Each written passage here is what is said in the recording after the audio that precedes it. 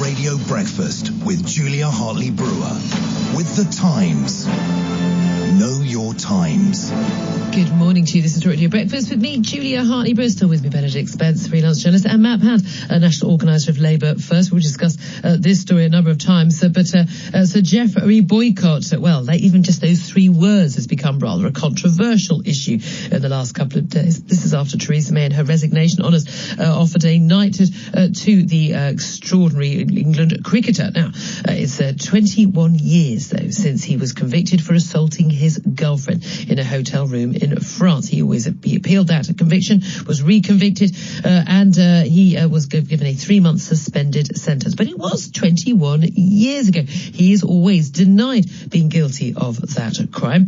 Now he's got a knighted, thanks people for women's refuges and domestic violence organisations, said this is an insult to women who've been victims of this crime, and effectively normalises and says it's okay for men to beat up their girlfriends and then still get the greatest honour they can have in this country from the Queen and indeed the former Prime Minister. So should Jeffrey Boycott be Sir Jeffrey Boycott? Well, let's discuss this with two guests. Natalie Collins is a gender justice specialist, and Mike Buchanan is leader of the political party Justice for Men and Boys. Good morning to you both. Good morning. Good morning. Natalie, to come to you first. First of all, can I just double check, what is a gender justice specialist and why do you think that Jeffrey Boycott shouldn't be Sir Jeffrey? Yeah, so I work on lots of issues related to male violence, including domestic violence, rape, and sexual violence and other forms of abuse.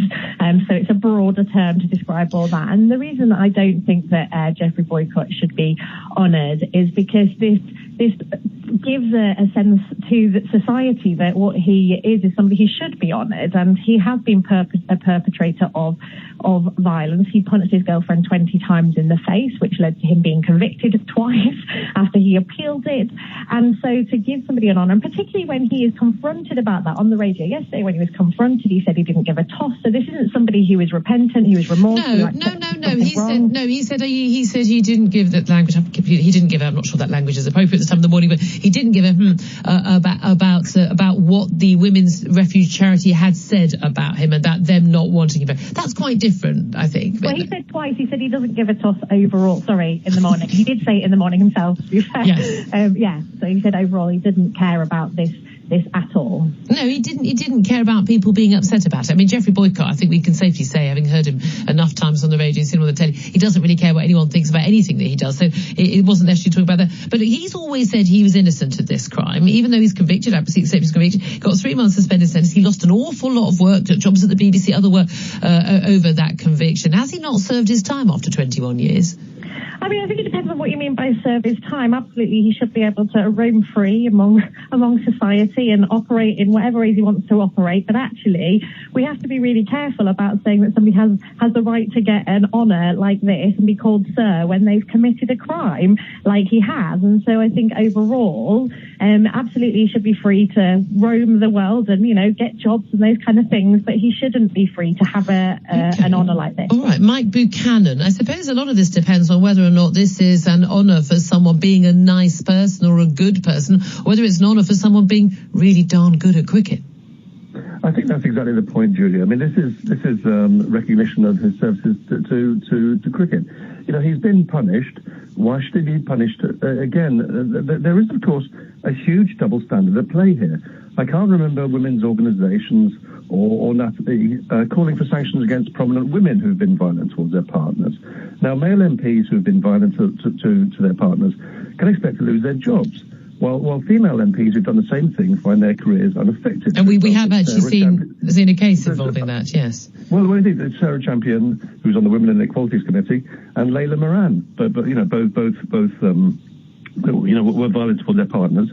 And they talk about it publicly, and they're lauded for being brave, whereas men in the same position lose their jobs. But I don't think anyone here, I'm pretty sure, I'm sure I'm saying this, Natalie and mine, no one in this conversation is saying it's absolutely okay for anyone, male or female, to go around hitting their partners in any of these circumstances.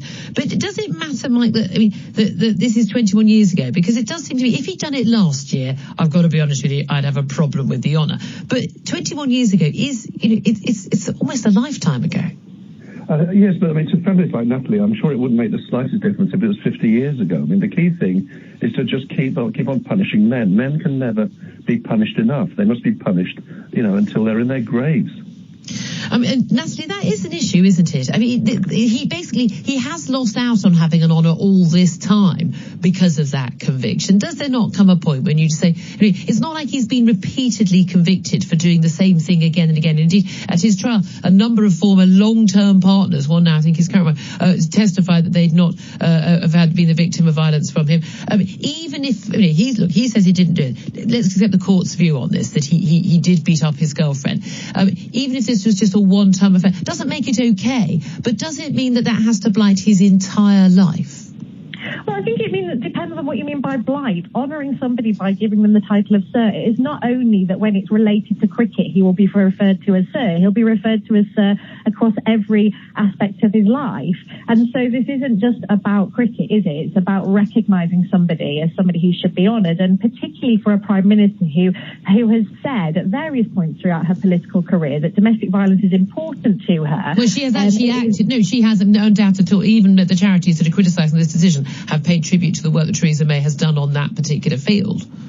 Yeah, and I think this is just that tone deafness which perhaps characterises her entire political career, that it is not appropriate to be honouring someone. And I think that hasn't done him any favours, because he's probably been quite pleased that nobody really has remembered his offences and all this, and suddenly it's in the public sphere again, and lots of people who previously wouldn't have known anything about the fact that he committed this offence are now aware of it. So I don't think overall it's done him as much of a favour as it might have. That's a fair point. One of the guests in the studio said he had, he's a cricket fan, but hadn't, like me, followed it no years and had no idea about this conviction. But the thing about this, Natalie, is we were told, lots of papers are saying, women's domestic violence charities are saying, this is an insult to those women. This basically says it's okay for men to hit women. It doesn't say anything of the sort, does it, though? It doesn't, even if you can say, I don't think this guy's worthy of an honour.